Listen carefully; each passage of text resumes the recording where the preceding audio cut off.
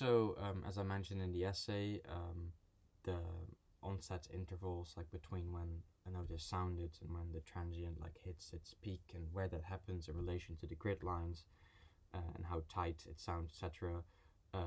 That those variables are different between the two versions I recorded, because I recorded just to see what the difference was. One version just in a linear fashion, although I did record to a click track and did do my best to try and play tight, which just was recorded from start to finish. And then the other version, as I mentioned, I punched in for every chord like Def Leppard did. Before I show the difference, it's interesting to show that this little bit of the clip, which I have here, I just cut it out. I quantized, so you can tell that everything lines up with the grid like exactly. I did it to 16th notes, so you can choose the division you quantize something to, but that's not something I have to go into. Anyway, that's what a quantized waveform looks like. And when we zoom in on what's on the left here, I just took this little bit out of the larger take. These are the other playlist.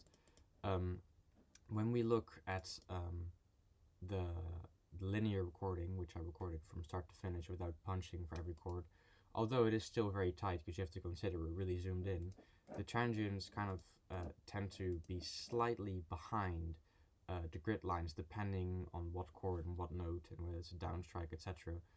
Depending on the playing basically. But a lot of notes tend to be, if they're not on the grid exactly, because again I was trying to play tight, they tend to be slightly further back if they're not, again, on the grid exactly. Now when it comes to the version which was punched chord by chord, if the transients didn't line up quite precisely with the grid lines, they tended to be slightly in front, perhaps a sign that I was really, anticipating when to play and trying to play tight, which I guess, although it doesn't sound rushed, might be an explanation of why it sounds different and not as billowing as the other version.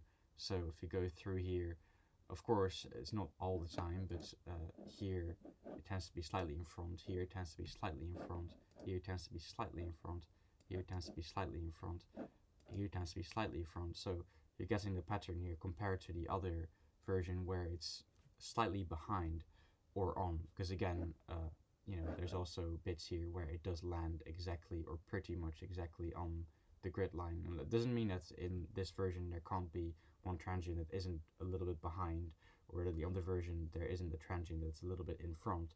It's just, generally speaking, I can tell next to just appreciating the quality differences between the two recordings sound-wise, you can tell that the transients and the way I was playing is visible, are visibly in front and behind. So